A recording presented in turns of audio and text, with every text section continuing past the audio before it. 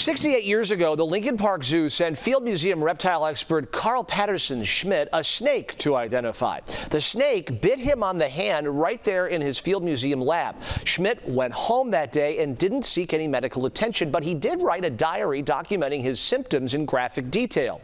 He died the next day.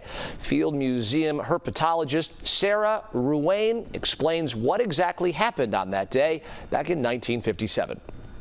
Karl Schmidt is one of the earliest curators of reptiles and amphibians at the Field Museum and was there for a very long time. He lived out his remaining professional years at the Field Museum as far as his career. So if you go back into how animals and zoos and museums just worked globally back in the 40s or the 50s or the 60s, there were not nearly as many international laws about importing or exporting animals. Things have tightened up. We have CITES now that regulates the trade of different animal species.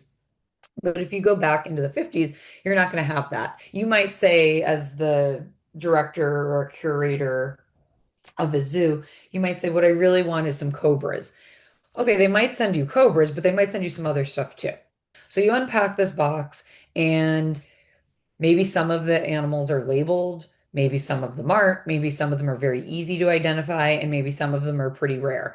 So when this shipment of animals came and this snake was sent down by the director of the Lincoln Park Zoo to the Field Museum, it was to get specialized information. What is this? So when Schmidt got this snake, nobody knew what it was ahead of time. When Schmidt took this snake out of the bag and is looking at it and handling it, he did identify it as a boomslang, but he wasn't necessarily taking precautions you would take with a boomslang that most people would take today, because people now really know these snakes are not something that you want to casually handle.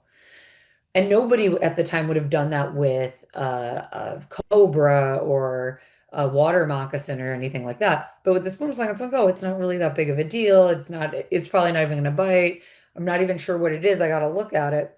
And the next thing you know, he gets bit.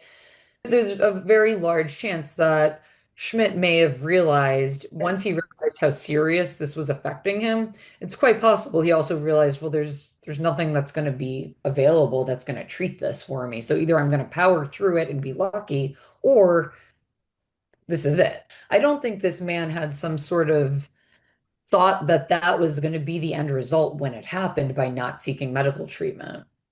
I don't think that was his goal, was so science above all else. I think it was, well, there may not be anything that can be done, so I might as well document it. Again, Schmidt's death and how that happened is extremely interesting from a lot of perspectives. It's always, it's got this element of the macabre that I think appeals to people just in general. But there's all these other things about Schmidt that are super interesting from the scientific perspective. All the hearsay about Schmidt as a curator, as an employee at the Field Museum, is that he was an extremely kind and humorous man. Very good sense of humor, really nice guy. The Field Museum's exhibit, Reptiles Alive, is on display until April 2026. It is dedicated to Karl Patterson Schmidt. You can read a deep dive on this bizarre story on our website, cbsnewschicago.com.